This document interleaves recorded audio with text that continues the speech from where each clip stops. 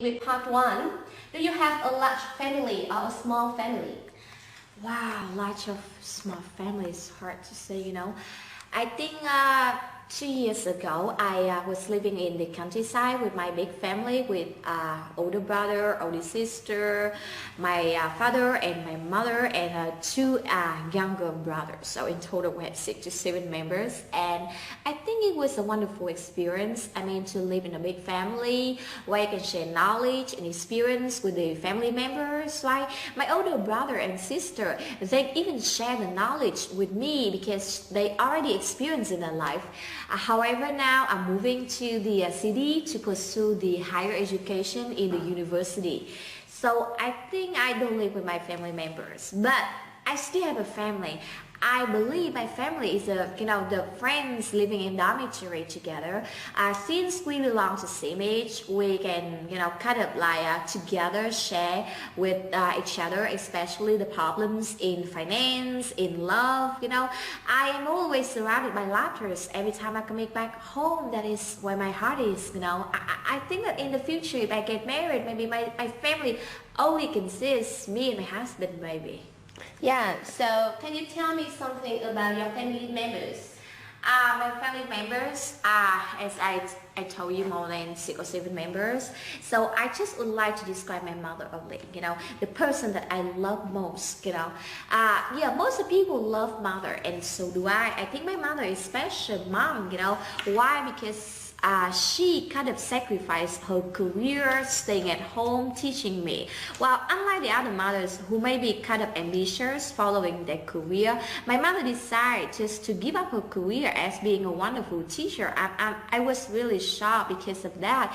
Because, according to what people said, she was considered to be one of the best teachers at school. But then she stopped doing it just because of me. And that's why I feel very indebted to be her, just like daughter. And in the future, I really want to become a famous person and a famous teacher like my mother, right? Always my idol in my heart. And so now we move to the part 2, and here is your cue card. You will have a question how to describe a person in your cue card, and you will have 1 minute to note down all of your ideas in your mind, and 2 minutes to answer, to describe. Yeah, so I have 1 minute, right? Yeah.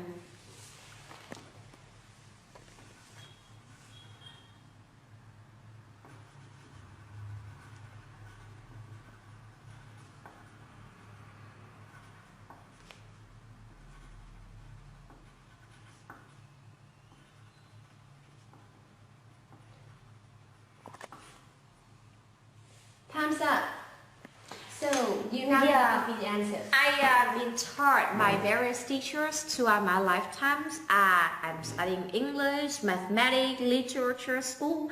And one of the teachers that makes the greatest impression on me is the math teacher, right? Well, she taught me at the secondary school, and at that time, honestly, I hated math so much, because I always received the low scores, under 5. And I was so ashamed that I didn't want to study math continuously. I even told my mother that I want to drop out of school and join the gangster group. And my math teachers was the only person who inspired me. First of all, unlike the other teachers, who only lectures the lessons and came home and that's it. My math teacher even spent her free time, just like kind of explaining to me, a very kind of like, weak student in class. I remember that after 3-hour lectures on math, she spent, just maybe 2 hours, explaining in detail every lesson, every exercise that I had little understanding about it. And I really admire her for her sacrifice, right? Besides, she really unique in the sense that she not just only fulfilling the role of teacher, but she kind of like, has been joining a lot of charity activities, and she called, just on all the students in classes to take part in the voluntary activity in order to better better the society. And her heart is really open, and I mean just great.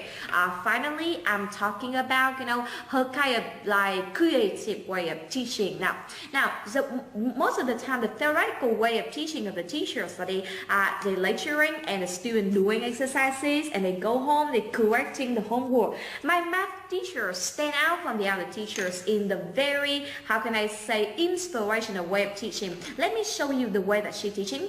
Every time we study a formula, a new, I mean just regulation related to mathematics, she will be explaining for short with a kind of like many illustrative examples, and after that one, she expected us, I mean, to create the exercises, you know, I mean following the regulations. So it's not about we doing homework, but we creating exercises, by the end of which we become more kind of active and kind of like how can I say, creative in finding down the solution to mathematical, I mean, problems. For all the reasons above, I strongly believe she always the idol in my heart, like my mother and my math teachers, like hold a great admiration for me. I'm expecting you guys have the same teachers like me.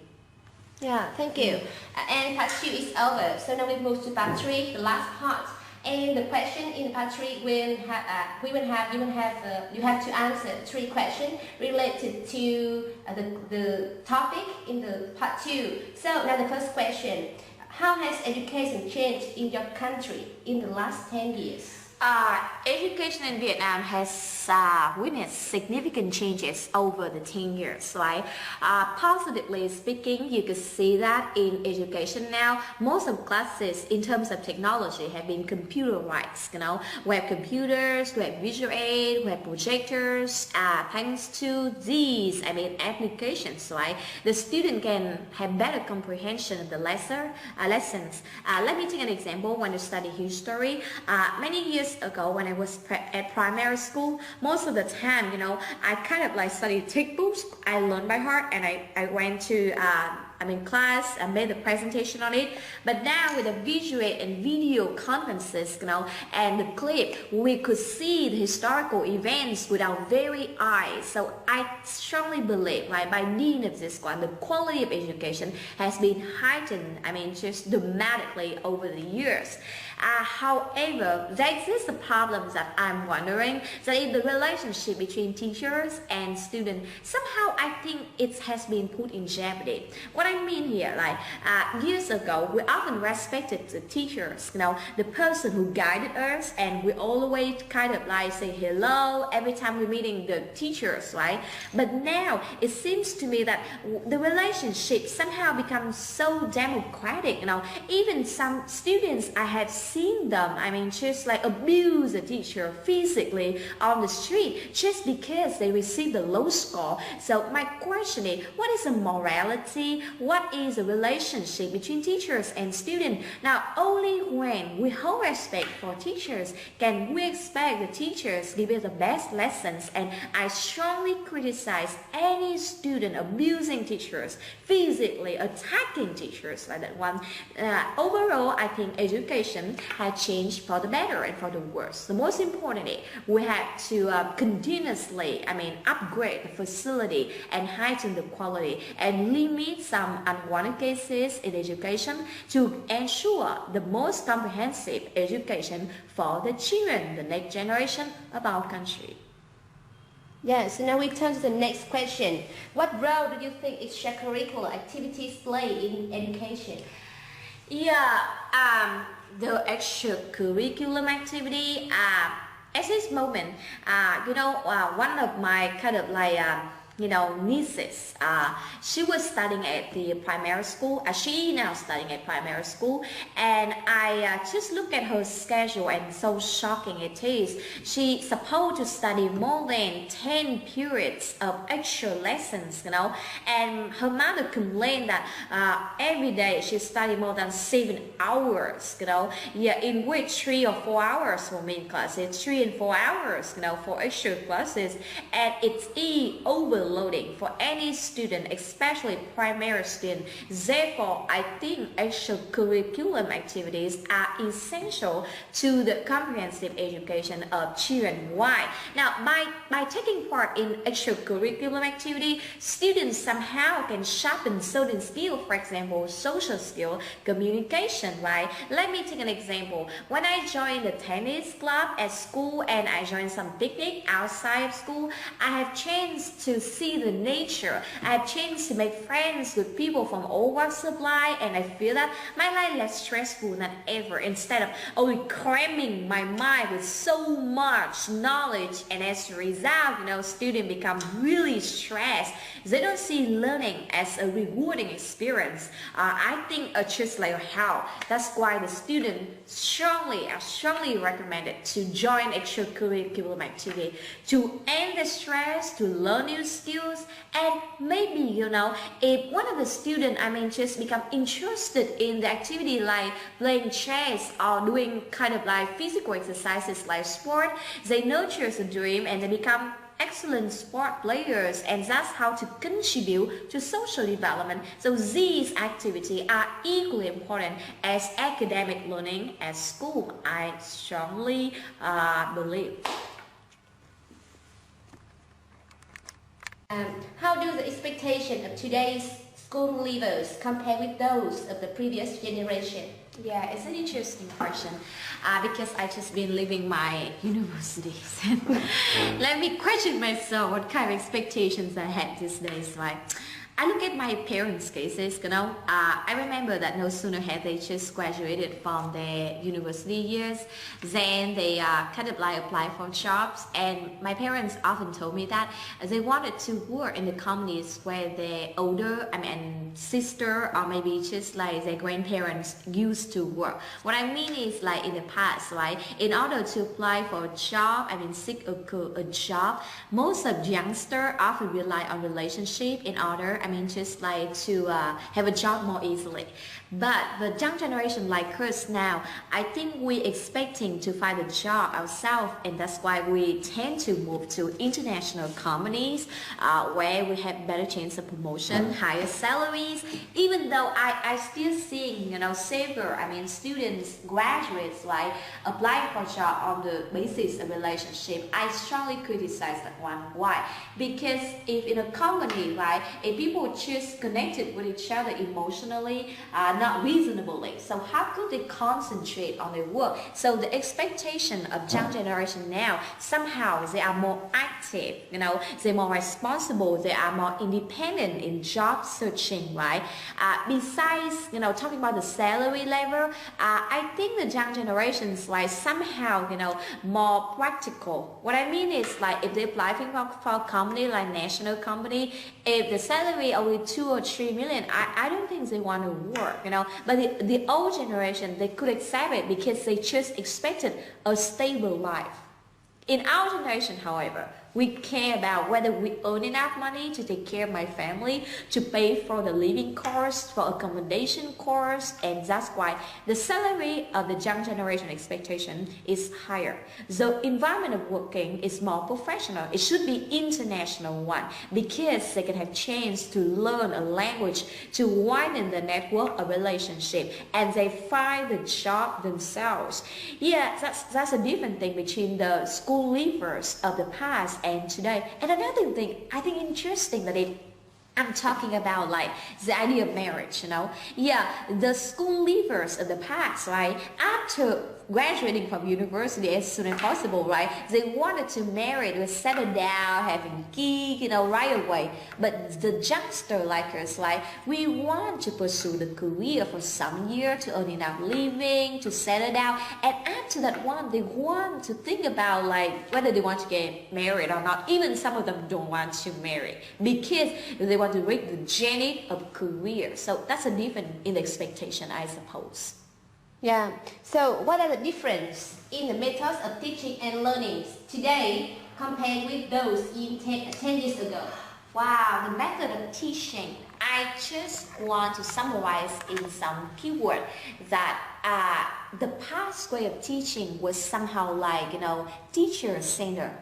What I mean is the teachers were the centers of the class, guiding and lecturing, so like students just like wrote down, learning by heart. That was a rote learning. Now, the kind of teaching somehow more student-centered. Right? Students become the very centers of the classes. They make the presentations, they carry out the projects, they even carry out the interviews. Right? So the lectures and the lessons, like content, is depending on the quality, how good and how bad the student performance is. And that's how the student become more active in learning. That is the difference in the learning approaches of the past and the present. Yeah. The next question, what methods of learning work best for you? It depends on each person. Like, I take an example of my older brother, he very good at group work, every time he's solving a problem, he asking the people, calculations from the others to find solution to it. Yeah, for instance, when he's studying mathematics, right, there is a very hard question, and then he bring it out in front of the classes for all the friends to debate, to discuss, and then they finally, seek out the best solution. So the group work is really suitable with him. But to me, I think I'm kind of isolated, sometimes I'm really concerned about group work learning, but most of the time I kind of more, just interested in how can I say, independent learning. Well, for instance, like I'm surfing the net, I Google searching a lot of information, in the virtual world, and then I won't be, just like gain better comprehension by questioning myself, by researching, asking the scholars right on the internet without much debate and discussion. And another reason, another factor I believe which affects the way people learning, it depends on subject as well. If you study mathematics, it's up to you to choose whether you want to study group work or individual learning. But when it comes to English learning, like, English learning is kind of subject that need the interaction. If you learn speaking skills, right, it's undeniable that you need the group in order to talk, to interact with each other, to show the body language and gesture. And that explains why you need the group work. So it depends on the subjects, it depends on your personality. If you're extroverted, you want to study group work more. But if you're introverted, you tend to love independent learning, right? The most important thing, choose the most effective, and you will achieve the highest score, especially in IELTS. And how beneficial do you think it is to group students according to their level of ability? Yeah, grouping the student to the level of ability has both advantages and disadvantages. On one hand, I think if the student of same ability study together, then they can find the lectures easy to understand. If the lecturer, just like make a speech on one lesson and all students of equal level, they can quickly, make sense of what meant, in that content of lecture. And somehow, because they feel equal, so somehow they feel more democratic, more open, and more willing to learn from the others, right?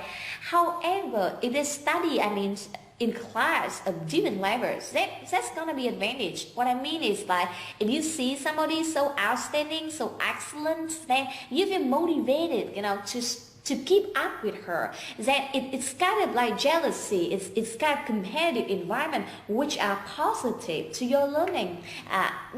For example, I myself now, I'm studying English in a small class, and there is one student, I think she advanced level, while her spoken English and written English so native, and I kind of like feel so, inferior to her on one hand. On the other hand, I feel I have to try my best. Why there's such a person like that one being above me in terms of level, I have to work hard to catch up with her, and that's how I make progress in my learning as fast as I can. And now I'm very confident in learning English. That is because I'm studying in environment with different people of different ability.